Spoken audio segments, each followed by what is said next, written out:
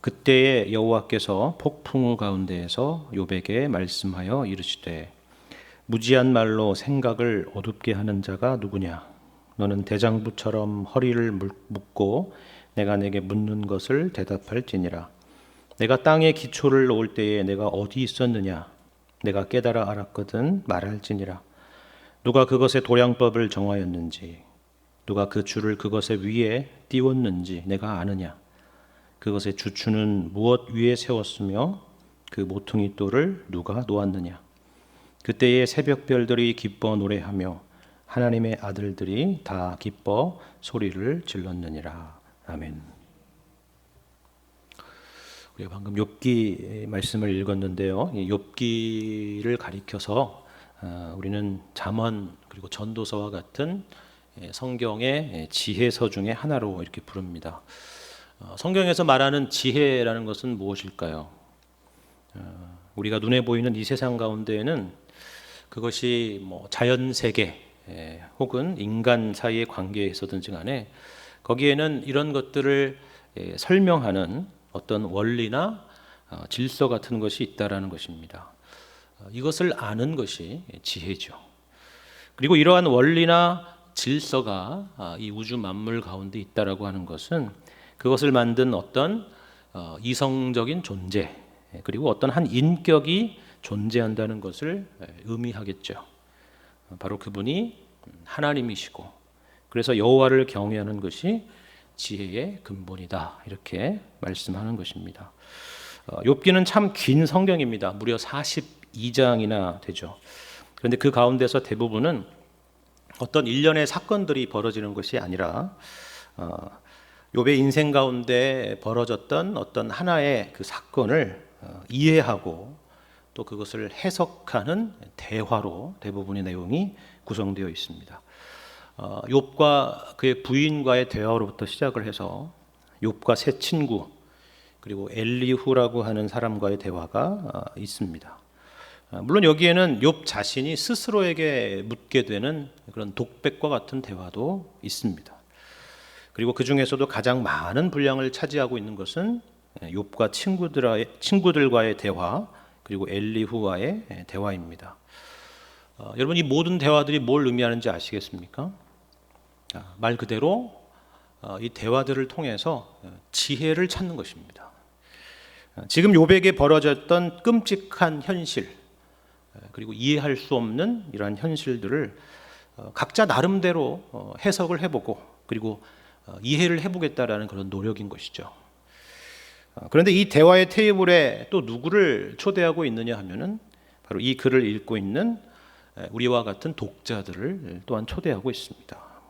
그래서 자연스럽게 이 욥기의 말씀을 읽는 독자들은 여기에 등장하는 어느 누군가의 이야기에 공감하기도 하고 또 의문을 품기도 하고 또 기존의 자기 생각에 어떤 교정을 가하기도 하는 것입니다. 마치 우리가 TV에서 어떤 주제로 서로 토론을 하게 되는 토론 프로를 보는 것 같지 않습니까? 그것을 보는 시청자들이 거기에 나온 패널들 중에서 누군가의 이야기에 공감을 하기도 하고 혹은 반발을 하기도 하고 아니면 내가 미처 생각하지 못했던 부분들을 발견하게 되면서 나 자신의 생각을 교정하기도 하는 것입니다. 그러면서 나름대로 어떤 자기만의 논리를 갖게 되는 것이죠. 이런 것들이 바로 대화라는 것입니다. 그런데 이 흥미로운 것은 이 대화의 마지막에 또 누가 참여하느냐 하면은 하나님이 참여하신다라는 것입니다. 여러분 잘 들어보십시오. 우리는 하나님께서 결론부에 이렇게 마지막에 참여하신다라고 하면은 당연히 뭔가 결론을 내릴 거라고 생각하지 않습니까? 너희들이 그동안 이야기하는 것을 보니까 참 한심하구나. 정답이 여기 있는데 너희들은 왜 그렇게 엉뚱한 생각들을 하고 있느냐? 내가 너희들에게 정답을 말해주겠노라고 그렇게 그런 식으로 하나님께서 말씀을 하시고 또 결론을 내리실 것 같죠. 그런데 여러분 보시면 꼭 그렇지 않습니다. 일단 먼저 욥과 친구들과의 그 길고 긴 대화 이후에 한참이나 지나서 오늘 방금 읽은 것처럼 38장이야 비로소 하나님께서 등장하시고 있다라는 것을 여러분 생각해 보시기를 바랍니다. 처음에 등장하시는 것이 아니라 중간에 등장하시는 것도 아니고 마지막에야 등장한다라는 사실이죠. 사실 욥은 처음부터 하나님의 등장을 아주 간절히 원했습니다. 여러분 욥기 23장 3절부터 5절까지 말씀을 보면요, 욥이 이렇게 말을 합니다. 내가 어찌하면 하나님을 발견하고 그의 처소에 나아가랴. 어찌하면 그 앞에서 내가 호소하며 변론할 말을 내 입에 채우고 내게 대답하시는 말씀을 내가 알며 내게 이루시는 것을 내가 깨달으랴 라고 말하죠. 그리고 이어서 23장 8절부터 9절에는요 이렇게 말하고 있습니다. 그런데 내가 앞으로 가도 그가 아니 계시고 뒤로 가도 보이지 아니하며 그가 왼쪽에서 일하시나 내가 만날 수 없고 그가 오른쪽으로 돌이키시나 배울 수가 없구나 라는 것입니다. 욥은 처음부터 이처럼 하나님을 만나고 하나님의 대답을 듣고 싶다라는 것입니다. 이 기가 막힌 욥에게 일어난 고통스러운 현실들 가운데에서 하나님이 침묵하시는 것 같고 보이지 않으시는 것 같아서 지금 욥은 참으로 답답하다라는 것이죠. 그런데 이제야 38절에 이르러서야 드디어 하나님께서 등장을 하신 것입니다. 그런데 그 등장이 예사롭지가 않죠. 여러분 1절 말씀을 보시면 그때 여호와께서 폭풍우 가운데에서 욥에게 말씀하셨다 이렇게 기록을 하고 있습니다. 우리가 구약 성경을 보시면 하나님께서 이스라엘 백성들 가운데 등장하실 때 이런 일들이 있었다라는 기록을 볼 수가 있습니다. 시내 산에서 하나님이 현현하셨을 때도 그랬고요. 엘리야를 만날 때나 또 에스겔 선지자에게 나타날 때도 그랬습니다. 폭풍 가운데 나타나셨습니다. 세상이 온통 캄캄해지고 번개가 내리치고 천둥 소리가 진동하는 상황을 여러분 한번 상상을 해보시길 바랍니다. 그런 폭풍입니다. 누구나 두려움을 가질 수밖에 없는 그런 환경. 두려우신 하나님, 권능의 하나님, 인간이 감히 범접할 수 없는 그런 거룩하신 하나님이시다라는 것이죠. 그런데 이 폭풍이라고 하는 것이 특별히 욥에게 있어서 남다른 또 다른 이유가 있습니다. 욥기 1장을 여러분 보시면 바로 이 폭풍 때문에 욥의 자녀들이 죽임을 당하지 않았습니까? 그런데 보십시오. 하나님께서 바로 그 폭풍 가운데에 나타나셨다라는 것입니다. 욥에게 있어서 일종의 트라우마 같은 그런 폭풍입니다. 욥이 이 폭풍우를 만났을 때 어떤 복잡한 심경에 휩싸였을지 우리는 짐작할 수 있지 않습니까? 지금 욥기의 큰 주제적인 흐름이 바로 하나님의 주권이고 하나님의 통치에 대한 것입니다. 하나님의 주권적인 통치는 의로우신데 어떻게 의로운 욥의 인생 가운데 이런 일들이 일어날 수 있느냐라는 것이 굉장히 큰 주제죠. 친구들은 그러니까 욥 너에게 잘못한 것이 있다라고 하는 것이고 욥은 지금 나에게 닥친 환난이 나에게 기인한 것이 아니다라고 해서 서로 이처럼 참 길고 긴 줄다리기를 하고 있는 것입니다. 자, 그렇다면 이런 상황에서 폭풍 가운데 등장하시는 하나님이란 참으로 의미심장한 등장이라는 것입니다. 왜 그렇습니까? 이러한 등장이 의미하는 것은 이 세상의 그 어떤 일도 하나님의 손을 떠난 일이 없다라는 그런 의미이기 때문입니다.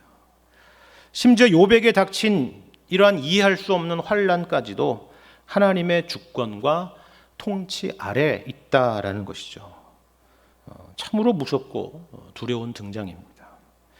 그런데 놀라운 것은 이것입니다. 이러한 하나님이시라면 그 뒤에 이어지게 될 내용은 우리가 충분히 예상할 수 있는 것 아닙니까? 아니, 이러한 하나님의 등장 자체로 모든 것이 끝나겠죠. 누가 감히 이 두려우신 권능의 하나님 앞에 말 한마디라도 꺼낼 수가 있겠습니까? 그리고 굳이 하나님께서 욥에게 무슨 말씀을 하실 필요도 없으시겠죠. 그런데 하나님은 오히려 바로 이 욥과 대화를 하시기 위해서 지금 욥을 찾아오셨다라는 사실입니다. 욥이 하나님을 찾은 것이 아니라 하나님께서 지금 욥을 찾아오셨다라는 것이죠. 정말 놀라운 일입니다. 그런데 여기서 중요한 사실은 하나님께서 욥을 비난하시기 위해서 찾아오신 것이 아니다라는 사실입니다. 욥을 정죄하거나 꾸짖으시기 위해서 찾아오신 것이 아니다라는 것이죠. 욥의 과거를 들추고 욥의 생각을 듣추고 네가 얼마나 추악한 사람인 줄 아느냐? 그러면서 어떻게 네가 감히 의롭다라고 말하고 있느냐? 그런 이야기를 하려고 찾아오신 것이 아니라는 것입니다. 도리어 하나님은 욥과 대화를 하시기 위해서 찾아오셨다라는 것입니다. 그래서 여러분 2절을 보시면 하나님께서 욥에게 이런 말씀을 하시죠. 무지한 말로 생각을 어둡게 하는 자가 누구냐? 이렇게 물으십니다. 여러분 여기서 이 생각이라고 하는 것은 영어 성경을 보시면 카운셀이라고 되어 있는데요. 하나님의 계획을 말합니다. 하나님께서 이 세상을 경영하시는 방식을 말하죠. 제가 서두에 말씀드린 지혜와 같은 단어입니다. 그래서 어떤 번역에는 이걸 지혜로 번역한 번역도 있습니다. 그런데 욥은 무지한 말로 이 하나님의 생각을 어둡게 했다라는 것입니다. 앞서서 욥은 친구들과의 대화 가운데서 정말 많은 말들을 쏟아냈었죠. 그 중에는 맞는 말도 있었지만 그렇지 않은 것들도 있었던 것입니다. 마치 하나님의 통치에 대해서 욥은 다 아는 것처럼 그렇게 말을 했지만 그러지 않았다는 것입니다. 당연히 욥에게는 이런 생각이 있지 않았겠습니까? 만일에 내가 하나님이라고 한다면 이런 식으로 세상을 통치하지는 않았을 것이다. 내가 만일 하나님이라고 하면은 우리 가정에 이와 같은 일을 일어나게 하시지는 않았을 것이다. 그런 생각을 하는 것이죠. 당연히 그런 생각이 들지 않았겠습니까? 우리도 신앙생활을 하다가 이해할 수 없는 일들을 만날 때 그와 비슷한 생각을 갖지 않습니까? 왜 하나님께서 이런 일들을 허락하셨을까? 이런 일들은 이렇게 되어야 옳지 않았을까? 이 방향으로 가야 더 옳지 않았을까? 그런 생각들을 갖는 것입니다.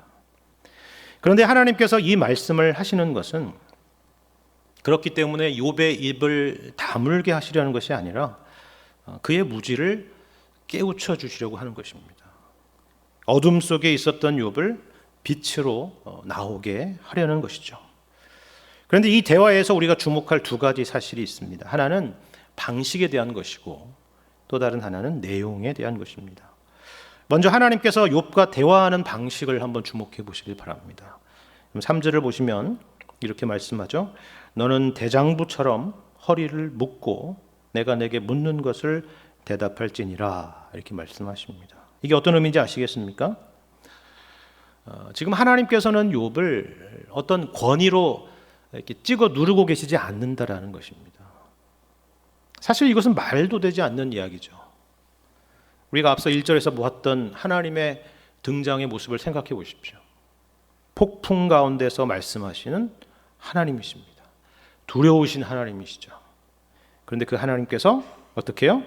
대장부처럼 허리를 묶고 내게 묻는 것을 대답해 보라 라는 것입니다. 여기 여러분 이 대장부처럼이라고 하는 말은 남자처럼 이런 뜻입니다. 서로 동등한 입장에서 우리가 서로 이야기를 해보자 그 이야기입니다. 그리고 여기 허리를 묶는다라는 것도 마찬가지입니다. 여러분이 뭐 올림픽이나 아시안 게임이나 뭐 태권도나 뭐 유도와 같은 이런 경기를 보시면 경기를 막 하다가 이렇게 막 옷이 흐트러지지 않습니까? 그러면 심판이 나서서 옷을 다시 벨트 안으로 집어넣고 또 벨트를 잘 묶도록 먼저 지시를 하죠. 그래야 서로 간에 제대로 된 경기를 할 수가 있기 때문에 그렇습니다. 안 그러면 잡을 수가 없잖아요. 그렇죠? 유도 같은 경우는 그런 의미입니다. 지금 그 이야기를 하는 것입니다. 마치 야복 나루터에서 야곱에게 씨름을 하기 위해서 찾아오신 것처럼 지금 하나님께서 욥에게도 그렇게 하자라는 것입니다. 야곱은 하나님과 물리적인 씨름을 했다라고 하면은 이번에 욥은 이성적인 씨름입니다. 신학적인 씨름이죠. 우리는 여기서 신앙생활에 있어서 중요한 사실 한 가지를 확인을 해야 됩니다. 하나님께서 욥에게 이런 식으로 접근하셨다는 것이 우리에게는 과연 무슨 의미일까 하는 것을 한번 생각해 보시길 바랍니다.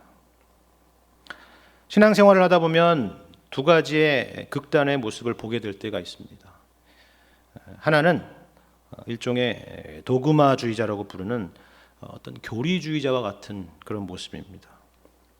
물론 우리가 믿는 바가 무엇인지를 정확하고 제대로 아는 것은 중요한 것이죠. 그런데 성경에서 말하고 있는 여러 교리들 하나하나를 살펴보면은 그 어떤 하나의 교리적인 진술도 사실 가벼운 것이 없습니다. 거기에는 정말 엄청난 의미와 그리고 깊이가 담겨 있는 그런 내용들이 있습니다. 그런데 이런 교리적인 진술을 아주 단편적으로 마치 무슨 괄호넣기 정도로 이해를 하고 그것으로 어떤 지적인 유희를 누리거나 아니면 그것으로 누군가를 정죄하는 그런 수단으로 삼는 사람들이 있습니다. 예를 들면 욥의 세 친구들이 그러지 않았습니까? 그들의 주장이 꼭 틀린 것은 아닙니다. 그런데 너무나도 빈약한 주장이었죠. 넓게 보지 못하고 깊게 보지 못했습니다. 그리고 그것을 욥에게 하는 어떤 하나의 폭력적인 내용들로 그렇게 접근을 했죠. 반대의 극단은 회의주의자와 같은 모습입니다. 이 사람들은 반대로 어떤 기준이 없이 뿌리가 없이 그냥 모든 것을 의심하고 회의하고 모든 것에 대해서 냉소적인 그런 사람들입니다. 욥기를 보시면 정말 다양한 대화들이 오가죠. 하지만 여기 등장하는 이 모든 사람들의 대화의 기본 전제는 사실 하나님입니다. 이것이 건강한 것입니다. 이러한 중심이 없으면 결국 어떠한 대화도 마침내 허무주의로 끝날 수밖에 없다는 것을 알아야 됩니다. 왜 그렇습니까? 우리가 고민하고 있는 이 땅 가운데서 모든 그런 고민들의 궁극적인 답은 피조물인 우리에게서 나올 수 있는 것이 아니라 오직 우리를 창조하신 하나님만이 주실 수 있는 것이기 때문에 그렇습니다. 이처럼 욥에게 나타나신 하나님께서 바로 이 욥을 힘이나 어떤 권위로 굴복시키신 것이 아니라 대장부처럼 허리를 묶고 내가 내게 묻는 것을 대답하라 라는 이러한 방식으로 접근하셨다는 것을 여러분 기억하시기를 바랍니다. 사실 우리 또한 이 과정 안에 있다라고 해도 과언이 아닙니다. 우리도 신앙생활을 하면서 사실 끊임없는 질문들을 가지고 신앙생활을 하고 있지 않습니까? 그 가운데서 답을 얻기도 하고 또 그 답이 더 풍성해지고 깊어지기도 하고 또 내가 가졌던 기존의 생각을 바꾸게 되기도 하는 그런 일들을 겪는 것이 우리들의 신앙생활입니다. 이것이 전 인생에 걸쳐서 이루어지는 일들이죠. 여러분 이것을 기억하실 수 있기를 바랍니다. 하나님께서 욥에게 요구하신 것처럼 대장부처럼 허리를 묶고 말씀 가운데 하나님과 대화하시며 또 하나님과 씨름하실 수 있는 여러분들 되시기를 바랍니다. 이 대화 가운데서 우리가 주목할 또 한 가지는 말씀드린 것처럼 내용에 대한 것인데요. 우리는 여기서 그렇다면 하나님께서 욥에게 무엇을 말씀하셨을까 하는 것이 궁금하죠. 우리 생각에는 욥이 그동안 궁금했다는 것을 답해 주실 것이다 이렇게 기대할 수가 있습니다. 왜 나와 우리 가족에게 이런 끔찍하고 엄청난 일이 닥쳤는지, 여기에는 어떤 의미가 있는지, 거기에 대해서 하나님이 속 시원한 답을 주실 것이라 이렇게 기대를 할 것입니다. 아니면 아예 근본적으로 욥의 고통의 문제를 해결해 주실 것이다 이렇게 생각을 하겠죠. 그런데 오늘 본문 말씀부터 시작해서 41장까지 하나님의 말씀을 살펴보시기를 바랍니다. 거기에 대한 대답은 하나도 없습니다. 문제 해결도 아니고 너의 고통의 원인은 이것이야 라고 말하는 것도 아닙니다. 도리어 거꾸로 욥에게 묻고 계시죠. 온통 질문입니다. 그럼 어떤 질문입니까? 보시면 무생물과 그리고 생물을 포함해서 거의 20여 종에 해당되는 하나님께서 친히 창조하셨던 것에 대한 질문입니다. 자연사 박물관으로 갔다가 우주박물관으로 갔다가 기상박물관으로 갔다가 동물원으로 갔다가 하는 것입니다. 이것이 바로 하나님께서 욥에게 던지시는 하나님의 질문이자 대답인 셈입니다. 여러분 이해가 되십니까? 예를 들어서 여러분 그 중에 아주 일부인 오늘 본문 4절 이하의 말씀을 다시 한번 보십시오. 이렇게 말씀하시죠. 내가 땅에 기초를 놓을 때 내가 어디 있었느냐? 내가 깨달아 알았거든 말할지니라. 누가 그것의 도량법을 정하였는지, 누가 그 줄을 그것의 위에 띄웠는지 내가 아느냐? 그것의 주추는 무엇 위에 세웠으며 그 모퉁이 돌을 누가 놓았느냐? 그때의 새벽별들이 기뻐 노래하며 하나님의 아들들이 다 기뻐 소리를 질렀느니라 말합니다. 모두 다 하나님의 창조에 대한 이야기죠. 하나님께서 온 세상을 지으신 창조주라는 말씀입니다. 이것이 바로 욥이 가졌던 그 모든 질문에 대한 하나님의 대답이라는 것입니다. 그렇다면 인간의 고통에 대한 하나님의 대답이 창조라고 하는 사실은 과연 무엇을 의미할까요? 우리가 성경을 보면요, 그 누구라도 확인하게 되는 한 가지 너무나 분명한 사실이 한 가지 있습니다. 여러분 그게 뭔지 아십니까? 그것은 바로 성경이 창세기로부터 시작하고 창조로부터 시작된다는 사실입니다. 그건 당연한 거 아닙니까? 이렇게 물으시겠죠. 창조라는 것이 시간적으로 제일 먼저이니까 이것이 성경의 제일 앞에 있겠죠. 그렇게 생각하실 것입니다. 맞습니다. 틀린 말이 아닙니다. 그런데요, 성경은 이 창조에 대한 말씀이 창세기에만 있는 것이 아닙니다. 우리가 오늘 보고 있는 욥기에도 있지 않습니까? 시편 말씀에도 있고 선지서에서도 있고 그리고 심지어 신약의 요한복음에도 있습니다. 이처럼 성경 곳곳에 창조에 대한 말씀이 있어요. 무슨 말인지 아시겠습니까? 우리가 단편적으로 생각하는 것처럼 창조가 시간상 제일 먼저이니까 성경에서 제일 먼저 등장하는 것만은 아니다라는 사실입니다. 성경은 그런 식으로 우리에게 창조를 설명하고 있지 않습니다. 그렇다면 왜 창세기에 이 창조 이야기가 가장 먼저 있을까요? 우리가 알다시피 창세기부터 신명기까지의 이 5권의 성경을 모세오경이다 이렇게 부릅니다. 그러니까 모세가 기록한 5개의 성경이다 이런 말이죠. 그렇다면 모세는 어느 시대의 사람입니까? 창조 시대의 사람입니까? 당연히 아니죠. 그렇죠? 출애굽 시대입니다. 그리고 광야의 시대죠. 그럼 이게 어떤 의미인지 아시겠습니까? 여러분 이스라엘의 출애굽 역사를 한번 생각을 해보세요. 절대로 끝날 것 같아 보이지 않았던 400년 동안의 애굽의 노예 생활에 종지부를 찍고 하나님의 은혜로 감격스러운 출애굽을 경험했습니다. 이제는 종이 아니라 자유인이 되었죠. 그리고 젖과 꿀이 흐르는 약속의 땅 가나안을 향해 나아가고 있습니다. 그런데 그 길이 순탄하지가 않죠. 특별히 출애굽 1세대들은 약속의 땅을 밟아보지도 못하고 광야에서 40년을 보내야 했습니다. 물론 이스라엘 백성들이 하나님을 믿지 못했기 때문입니다. 그들이 실패했기 때문이죠. 하지만 그것이 그들의 운명이었을까요? 그렇지 않다는 것입니다. 왜냐하면 그들은 가나안 땅에 들어가지 못했을 뿐이지 광야에서 하나님의 보호와 인도하심 가운데 여전히 하나님을 섬기며 살았기 때문입니다. 그래도 사실 기가 막힌 현실 아닙니까? 이것이 애굽을 떠날 때 꿈꾸던 그와 같은 모습은 아니었기 때문이죠. 우리의 신앙의 여정도 어쩌면 이들과 같지 않습니까?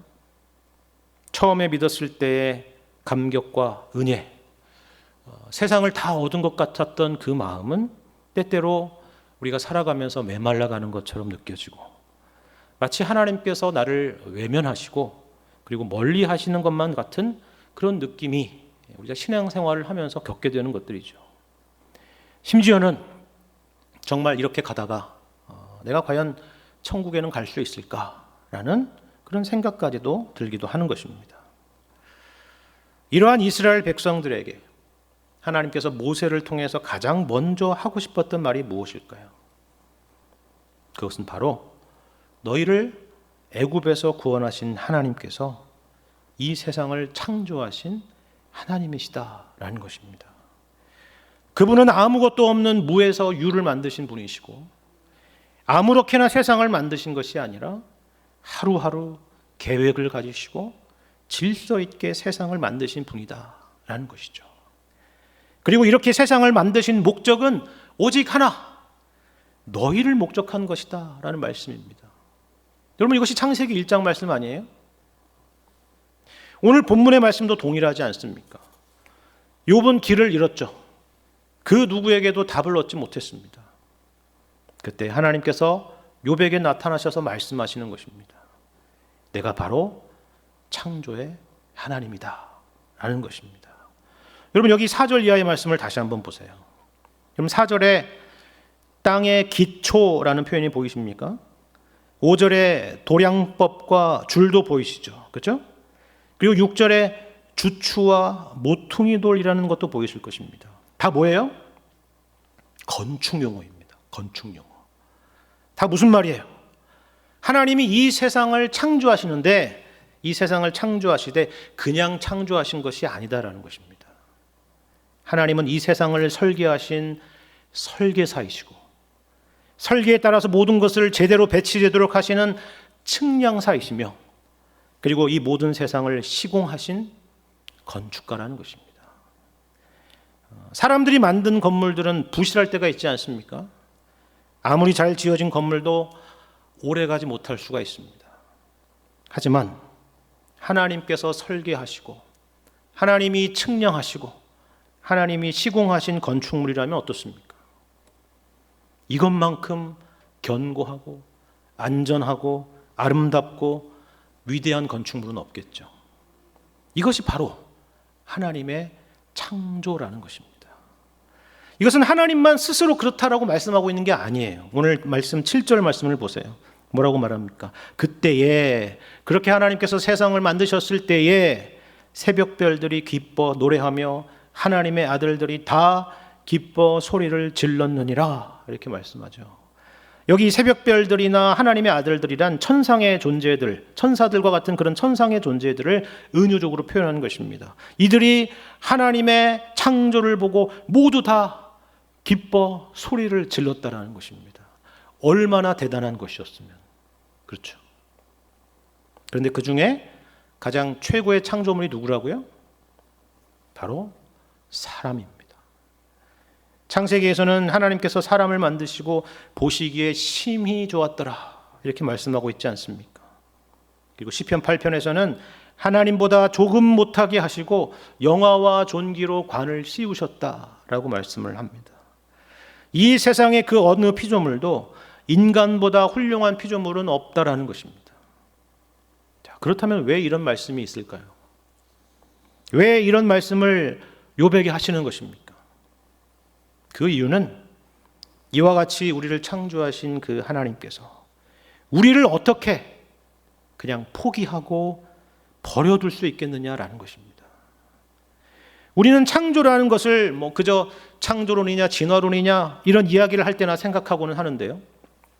성경에서 말하는 창조는 전혀 그렇지 않습니다. 사변적인 이야기나 과학에 대한 이야기를 하려는 것이 아닙니다. 단지 창조라고 하는 과거의 어느 특정한 사건을 말하려고 하는 것이 아니라 이 창조를 통해서 우리가 살고 있는 현재와 앞으로의 장래를 말하려는 것입니다.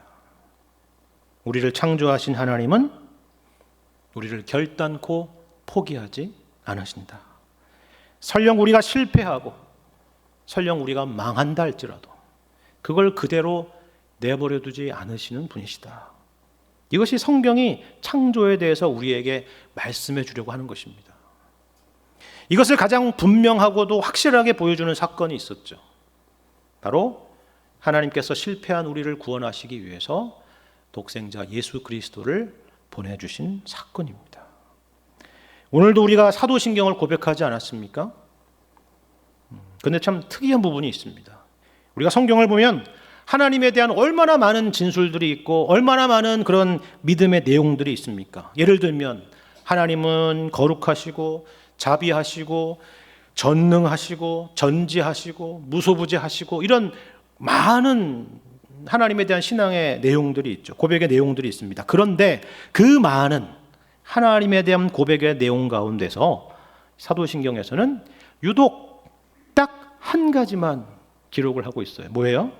전능하사 천지를 만드신 하나님 아버지를 믿는다 라는 고백만을 담았습니다. 왜 그랬을까요? 그것은 바로 그 다음 이어서 등장하는 우리의 구원자 되시는 예수님에 대한 고백과 연결시키기 위한 것입니다.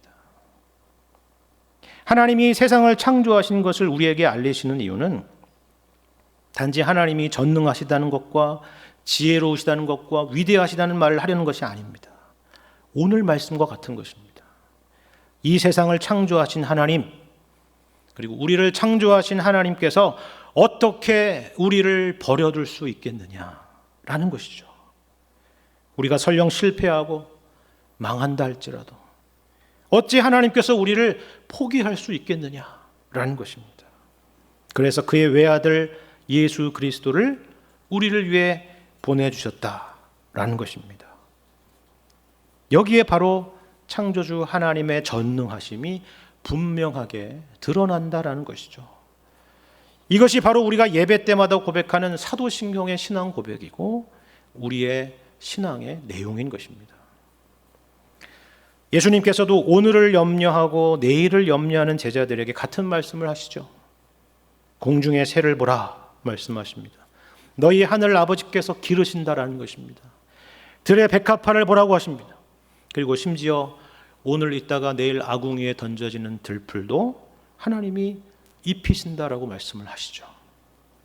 그리고 하신 말씀이 중요합니다. 그 다음 말씀이 뭐예요? 하물며 너희일까 보냐 믿음이 적은 자들아 라는 것입니다. 그렇습니다. 새들도 백합화도 들풀도 돌보시는데 하물며 우리를 지키시고 돌보시지 않겠느냐라는 것이죠. 하나님께서 창조하신 세상을 이처럼 돌보시는데 하물며 우리겠습니까? 심지어 자기 아들을 아끼지 않으시고 우리를 내어주신 하나님이시라고 성경은 그렇게 말씀하고 있죠.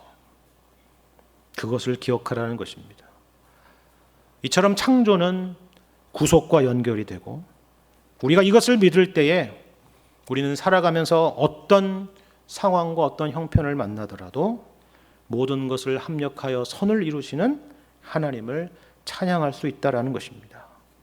이것이 바로 하나님의 대답인 것입니다. 하나님은 창조의 하나님이신 것을 기억하시기를 바랍니다. 우리가 가진 것이 아무것도 없어도 좋습니다. 하나님은 죽은 자를 살리시고 없는 것을 있는 것으로 부르시는 창조의 하나님이시기 때문입니다. 우리 인생이 이해할 수 없는 것들로 가득 차도 좋습니다. 하나님의 창조가 그러한 것처럼 하나님은 우리를 향하신 그 선하신 계획 가운데 지금도 일하고 계시고 있기 때문입니다.